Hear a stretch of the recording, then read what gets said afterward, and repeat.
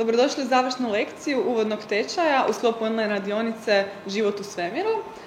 Do sad ste se upoznali odnosno probali ste naći odgovor na jedno od najvećih pitanja koje muči ljude danas, a to je kako je nastao život.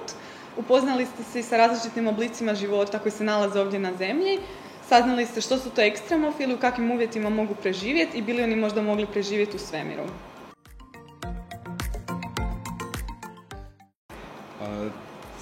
Cijela omanja vojska znanstvenika se bavi sa astrobiološkim istraživanjima, od ljudi koji su po nekom formalnom obrazovanju astronomi, preko biologa, kemičara, geologa, čak postoje i ljudi koji su po formalnom obrazovanju baš astrobiolozi.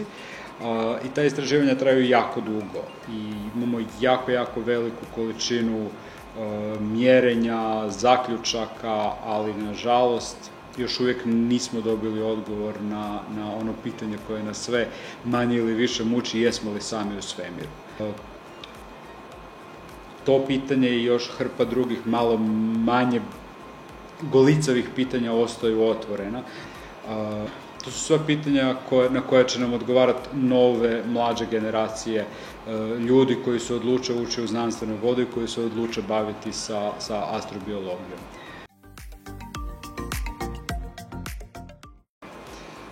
Ako smo zagolicali sa ovim uvodnim tečajem, ja vas pozivam da nam se pridružite na 4 druga, odnosno preostala tečaja.